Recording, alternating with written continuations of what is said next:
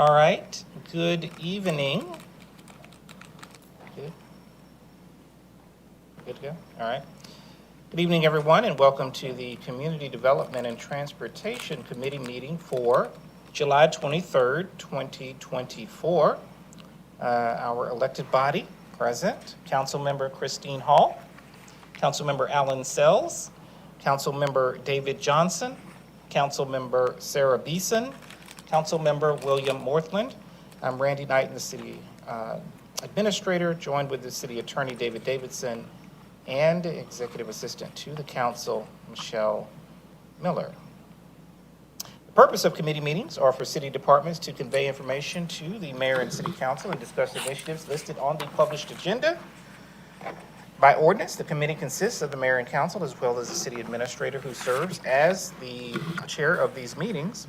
And this is a public meeting, but not a public hearing, and therefore, while the public is certainly welcome to attend these meetings, we do not generally take public comment unless specifically authorized by Mayor and Council. Those comments are taken at our regular City Council meetings on the second and fourth Monday of each month at 7:00 p.m. in City Council chambers, as well as open forum on the fifth Monday.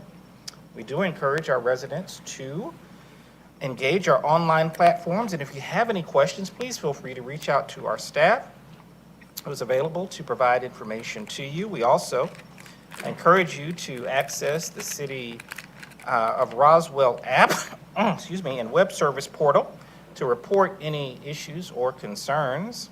And we also encourage everyone to access the City of Roswell calendar of events at roswell365.com. The first item on the agenda is the approval of the minutes for the Community Development and Transportation Committee meeting of May 28th, 2024. We'll entertain a motion. Motion by Councilmember Morthland, second by Councilmember Johnson.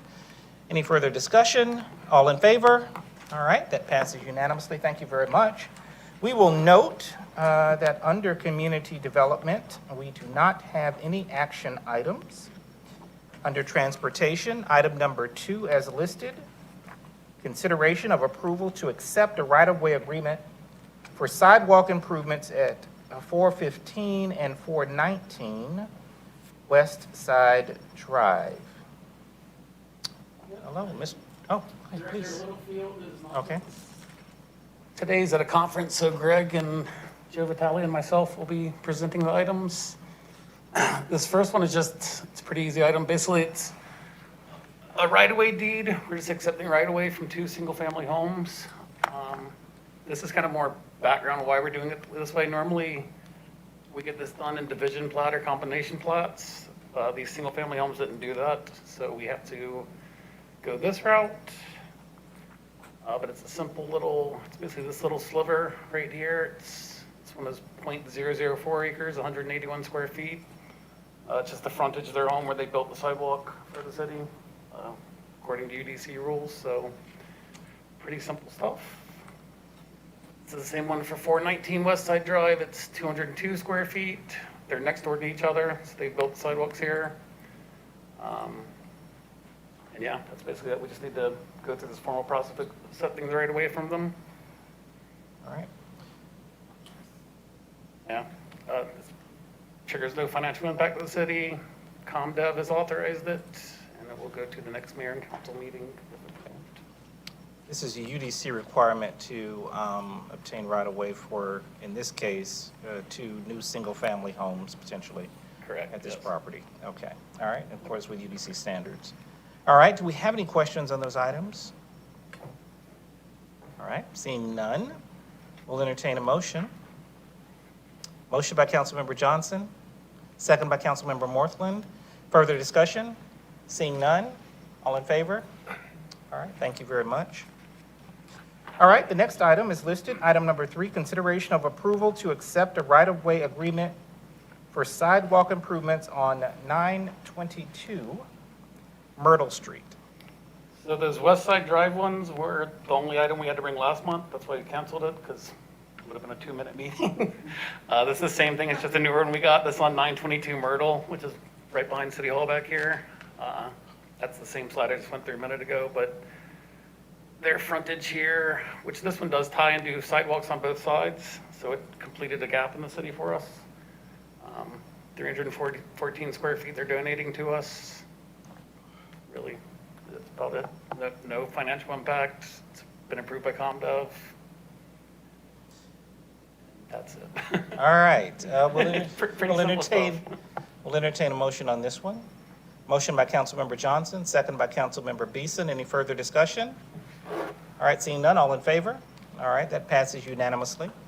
I will mention just briefly that City Attorney David Davidson and I had a brief conversation today about these types of items, which do seem somewhat simple and basic, but the necessity is born out of the potential acquisition of property being provided to the city, and in some cases, the city may not want said property provided to them. So there is mandated a formal process to accept those properties into the city's rostrum of property. So that's why we do it. All right, item number 4 is consideration for the mayor and/or city administrator to authorize execution of a contract for $382,452 for bridge repairs with ED Contracting. Hello, sir, Mr. Vitale. Hello. Yes, this is requesting authorization. There you go, sorry. To enter in this contract with ED Contracting. This is a preventive maintenance issue. There are 4 bridges involved: Riverside Road or Highway 9, Oxford Road, Roxburgh Culvert, and Willow Springs, and Grimes Bridge Road at Oxbow. These repairs have been identified from the Georgia Department of Transportation biannual inspection reports we received last year, as well as our assessments. And we have vetted the contractor, and we recommend moving forward with this contract. And I'm open for any questions. All right, do we have any questions related to this item? Councilmember Beeson. In terms of the original price that came back for $793, $890, and then we altered the scope in order to have a significant cost savings, resulting in the total bid price of $382, $452. Is this something that is going to be coming back to us later, where we're going to eventually have to pay the remainder of that amount to complete these repairs, and we're breaking up into phases? Well, what we did is we advertised, I believe it was a total of 10 bridges. And we advertised it, or we obtained bids on a per bridge basis, so that we could pick and choose what we end up doing this year. So yeah, next year we'll pick up on some of the other bridges, but we'll have to re-advertise for them. Okay, so it's really priority bridges, not priority aspects of all of the Right. bridges? Okay, No, it's excellent. per bridge, yeah. Thank you. All right, thank you. Any other, yes, Councilmember Beeson? One more question. Do we have an estimated time of when this project is set to begin, and if it's going to impact travel? Yeah, according to no, it's not going to impact travel. Okay. Because there's mostly, well, it is all below. Underneath the bridge. And the contractor is pretty open, but it depends on when we go ahead and issue the contract. But I would say we're probably looking September. Okay, thank you. Thank you. Any other questions, comments? All right, seeing none, we will entertain a motion. Motion by Councilmember Johnson. Second by Councilmember Morthland. Any further discussion? Seeing none, all in favor? All right, thank you very much. The next item, item number 5, consideration for the mayor and/or city administrator to sign an intergovernmental agreement between Fulton County and City of Roswell for the Big Creek Parkway Phase 1 project that includes acceptance of reimbursement funds for the associated water line. Yes, sir. Good evening. So this is for the Big Creek Parkway Phase 1. A little bit of background. During design, we did utility coordination with Fulton County, and Fulton County identified that they wanted to improve and make some adjustments to their water lines as a result of our project. They have requested us to execute an IGA to include their work into the construction documents, and they provided an estimate with a contingency of about $953,550. And it would all be reimbursable by Fulton County once the work is complete. Staff is recommending executing this IGA for the water line relocations, and there's no impact to the city from a financial standpoint. And this would go to an upcoming council meeting, so I'll be happy to answer any questions. Questions for Mr. Nicholas? All right, seeing none, we'll entertain a motion. Motion by Councilmember Johnson, second by Councilmember Sells. Any further discussion? Seeing none, all in favor? All right, thank you. Thank you very much. All right. All right. Item number 6, consideration of a blanket approval to perform right-of-way acquisition services and accept right-of-way options for the Riverside Road T-Splosh project in an amount not to exceed $350,000. Mr. Nicholas? Okay. This is an exciting milestone in the Riverside Road T-Splosh project. Just quick background as far as the overall project.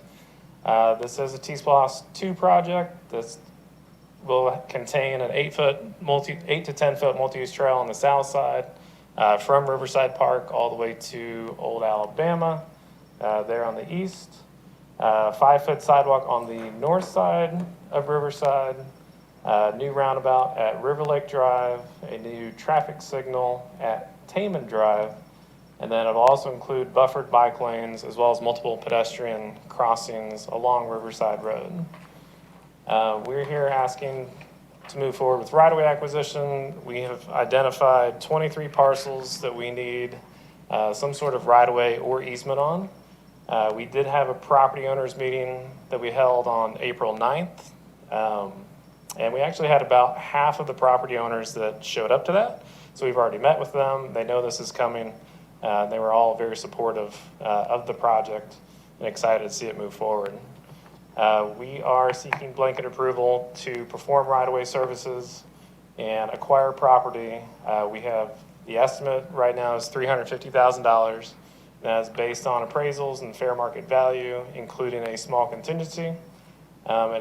At this point in time, the estimated cost for construction and right-of-way is $7.4 million, and we currently have a budget of $7.9. So with that, so we also have funding in the amount of $7.9 in the project account. So if approved tonight, this would move to the next council meeting. So I'll be happy to answer any questions. Thank you, Mr. Nicholas. Questions or comments? Yes, Councilmember Hall. Just the only question is, when does the shovel go in the ground? I mean, it definitely depends on how quickly the right-of-way goes. We're hoping by second quarter in 2025. Thank you. Okay. All right, good deal. All right, any further questions or comment? Yes, Councilmember Beeson. Other than the neighborhood meetings, have the property owners received any other kind of notice regarding the right-of-way acquisition or potential? So all 23 property owners were sent a letter for the property owners meeting. It was basically a personal invitation to invite them to that meeting. So they are aware, even if they did not attend, they are aware. And I was just kind of letting them know that the appraisers were going to be out as well on their property. So they are aware. Okay, thank you. All right, thank you. Any further questions or comments? All right, seeing none, we'll entertain a motion.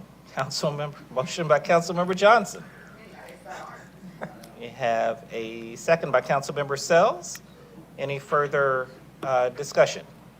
Seeing none, all in favor? All right, thank you. Passes unanimously. Thank you very much, sir. All right, we'll move to economic development. Item number 7, consideration of a resolution to submit an FY24 application for a charging and fueling infrastructure discretionary grant program, community program grant from the United States Department of Transportation. Mr. Connolly?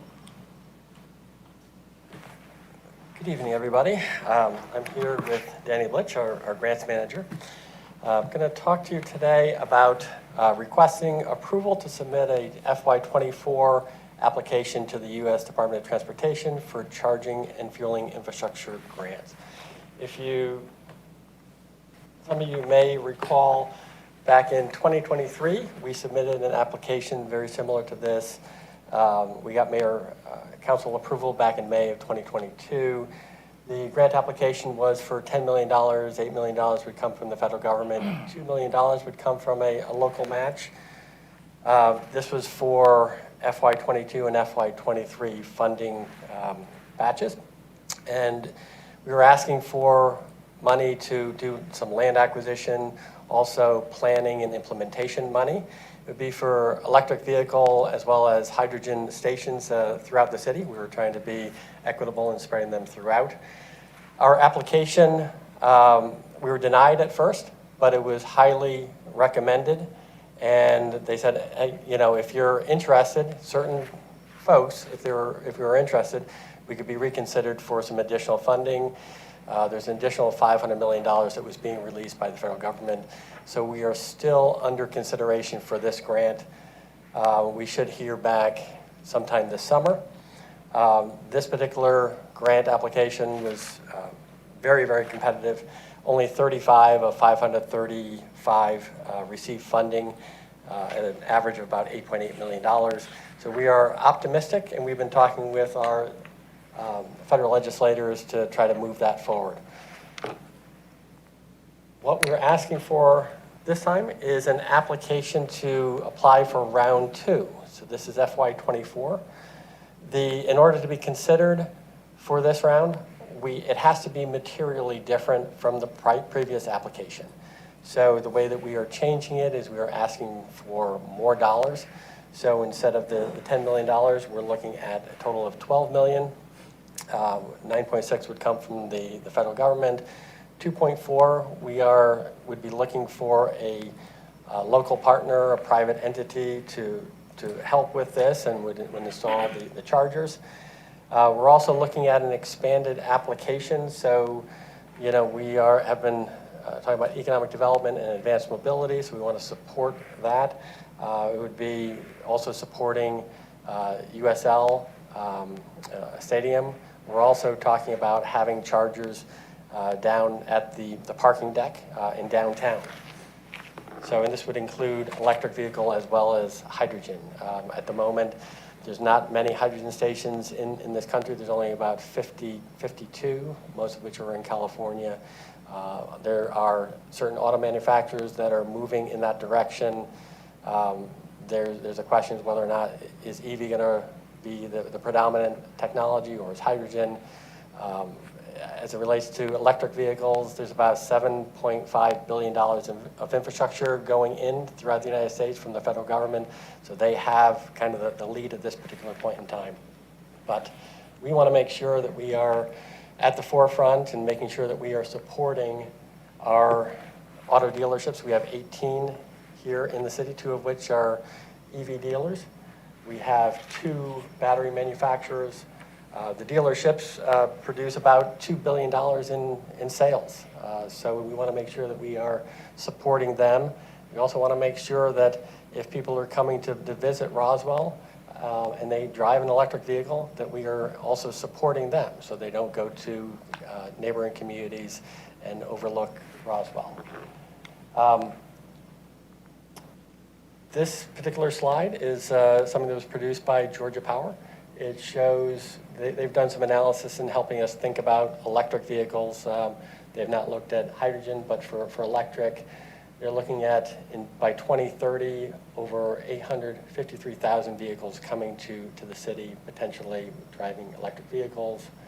And this is showing about 15,000 electric vehicles registered per year. This is done by a proprietary model that they have developed. In terms of the EV needs, they are projecting that we will need about 534 chargers in the city by, I think it's 2030. So we are asking for your approval to move forward and to submit this application. Happy to answer any questions. Questions, Councilmember Morthland? Who owns these stations? Does the city of Roswell own these stations, or is this a private partner that then we have an opportunity to have an economic piece of the pie? We haven't decided that at this point, but we would be seeking, most likely issuing an RFP, seeking a private partner. The question will be, who is going to own those charging stations? So that has not been determined, but there is potentially an opportunity to share in some of the revenue, although you do have some owners of, say Teslas that are getting free charging. So there is a question as to, what is the benefit would be the benefit to the city of, creating an income stream, if that makes sense. So that was kind of where I was going, was with these chargers, you would pull up to the charger, get out, run your card for the charging, unless it is free by Tesla or something like that. Yeah, for Tesla, my understanding is that if you were an early owner, that you have free charging for life. I think that is changing over time. As you have electric vehicle adoption, I think the model and that will change over time. And last question, you touched on hydrogen. Can you give the examples of a hydrogen car? I'm not familiar with a hydrogen car. My understanding, there's only 2 vehicles out there. I think one is produced by Honda. The folks that I've talked to for hydrogen, they believe that it's probably going to be more for commercial vehicles. But still to be determined. The hydrogen is something that is being explored by a number of auto manufacturers at this time. Yes, all right. Councilmember Johnson? Not in terms of like specifics, but will these go on city property, private property, or a combination of both? A combination of both. So we see, depending on the location, it could be both. Councilmember Beeson? Could you pull up the side, the Georgia Power stats of registered electric vehicles in Georgia? So just wanted to point out in terms of this data set, I think these numbers are actually much smaller than what actually exists, especially in Roswell. So we have registered electric vehicles per year. There's also hybrid vehicles. I am a hybrid driver myself, and I do use electric vehicle chargers, but I'm not a registered electric vehicle because my van runs on electric as long as it can, and then it kicks over to gas after about 38 miles. That said, I love an electric charger and want to flag that for the city, in terms of when we're looking at this private investor, I would try to stay away from Tesla as an option because Tesla chargers do not work on any non-Tesla vehicles for charging. So for example, in Brixmore Shopping Center in East Roswell, if I'm visiting from the Arthur Basque or Wits or my buddy Chef Wu, I can't park there and charge because those cars don't have adapters, or those chargers don't have adapters for my vehicle. Whereas it's my understanding, and correct me if I'm wrong if you're familiar, I think the Teslas can use adapters to use generic chargers going the other way around. While I realize that Teslas are a very common vehicle, it's not necessarily accessible for all EV drivers or even hybrid drivers like myself. So just a consideration when we're looking at private investors. But I do agree that there's clearly a rising demand, and I think that demand is even higher than what Georgia Power estimates just because this is based off registration. But I appreciate this, I support it, and I like it. Thank you. Councilmember Hall? Besides vehicles, will e-bikes and other types of electric mobility devices be able to be charged on there, like golf carts? I am not sure. On the original application, the one that's still under consideration, we did have e-bikes. So e-bikes are, okay, thank you. And I understand it's the same plug-in for a golf cart, but I haven't verify that. Well, the industry's booming and more, you know, that e-bike and electric mobility other than vehicles. So I think that would be important to also keep in mind. Okay. Councilmember Sells. So, as a naysayer, for the most part, on all of this, but as a private equity guy, I always love hockey stick graphs. This is the classic hockey stick graph that people put out there, but nonetheless. Who's funding the $2 million to the local match? We would need to find a local partner. It could be somebody that produces the electric vehicle chargers. It could also be an electric car manufacturer. We have not identified a particular source yet. The application that the ARC applied for last year, they had a partnership with Racetrack. So they were awarded, I think it was around $8 million to put in charging stations at the racetrack. All right. And you mentioned this, but I want to hone in on it. We can use this, or can we specifically designate this for the parking lot adjacent to the parking deck we're building? Can we so stipulate that this will be a part of that project if we wish? In the previous application, we spread the chargers out throughout the city. Some of those were located in the downtown area, specifically targeting the parking deck.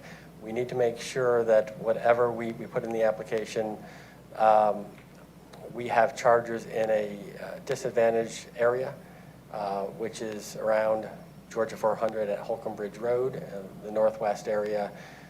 That's critical to the application because of the way that the application is being scored. That's a Justice 40 census tract. So in our previous application, we had about 40% of the chargers in that same general area, and we had some in the downtown. Right. And have you done any study to see where ownership of EVs is distributed around Roswell? So there is a needs assessment that was done by Atkins, which talked about generally what the needs are. In the application, we identified certain areas off of Georgia 400 and also on some of our major corridors, as well as in some of the parks. That's needs based on where there aren't any, right? Where there aren't any Where there are, charging stations. and also where people are charging. So Georgia Power and Atkins, they were looking at where are people charging today, and did some. 400 and Holcomb Bridge is a hot spot for charging, you're saying? We believe that people coming off of Georgia 400 will be looking to charge. There are no chargers at the moment in that area, but it is a major corridor. Councilmember Hall? Yeah. Just to add, with the managed lanes coming and potential parking for MARTA on that 400 and Holcomb Bridge corridor, is that considered as in the needs or future needs or in the application? We have targeted that area as an area for electric. And that happens to be in a census tract that's... Yes. One other comment. When we say that it's free, we just mean other people pay for it. Correct? It's not free. Somebody's paying for it. So if it's not the charger, it's us. Right? Not sure I'm following the question. So it's not a question, it's a statement. He never said it was free. He said it was only free for Tesla first early adopters. Tesla covers on their charging stations. But like right here at City Hall, I pay about $1.50 a charge unless I overstay my welcome at 4 hours and then they charge you $20 an hour. But it's to flip you very quickly off that charger. But it's never free even for the end user. Thank you. Okay. Yes, Councilmember Morthland. Are we talking about putting in what's considered to be a fast charger? We have looked at DC fast chargers or level 1 as well as level 2. The level 1 are much more expensive. Would that help us with this application? To make the dissemination between the two? Yeah, we were thinking about the level 1s on some of the major corridors where people would only stay for about 20 minutes or so. The level twos would be in some of the parks and on some of the city-owned properties where they're staying for several hours. It could be for a soccer game, baseball game, and other events. Councilmember Beeson. To follow up on that question, that was an excellent question. What was the cost difference between the level ones and the level twos in terms of the trade-off for the number of chargers we could have? Because in terms of level twos, if I'm not mistaken, I think that's equivalent to like what you would charge at a normal house unless you put an additional charger. It can take a full 10 hours to get my vehicle charged. And your goal is to try to flip people in these parking spaces as quickly as possible. I think the one out here is a level one. It can charge my car fully within about an hour and a half. So a dinner or in this case, a soccer game. I do worry about if we're prioritizing level twos to have more chargers, that you're actually consuming more parking spaces and not flipping them and flipping in terms of revenue. So the ones in a house, I believe, are level 3. The ones that are in the parks, I believe, out here, I think are the level 2. Oh, perfect, okay. They can charge in a couple of hours, 2 hours or so. About 2 hours, yeah. The level 1 is a DC fast charger. You can charge within about 20 minutes. Okay, great, and you said those are prioritized Those are- at 400. And those are more expensive. And I'm trying to recall, I believe each charger was somewhere around 100,000 if it's a level 1, and my number may be slightly off, but then you're talking about really a tenth of the cost for a level 2. So you can spread out more level 2s, but once you start getting into the level 1s, it's much more expensive. That makes more sense. I stand corrected in terms of that being the 2-hour charge as opposed to the 10-hour charge, because it takes some time. But to your point, and in terms of trying to get people to adopt the usage of it, it negates the point if it's not fast enough. But I think that makes sense. Thank you. And also, to answer your question before you respond to your statement, these particular chargers would be the universal chargers.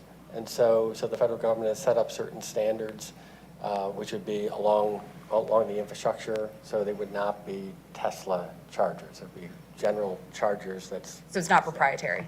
correct. Excellent, thank you. All right, Councilmember Johnson. It looks like it's 4 hours for a level 2, according to the federal government. Okay. Councilmember Sells.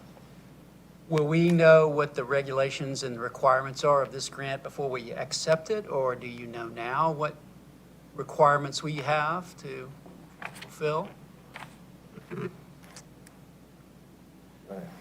We definitely, we have a notice of funding opportunity, so we definitely have lots of rules related to the procurement of the private entity and all of the requirements associated with the 20% match.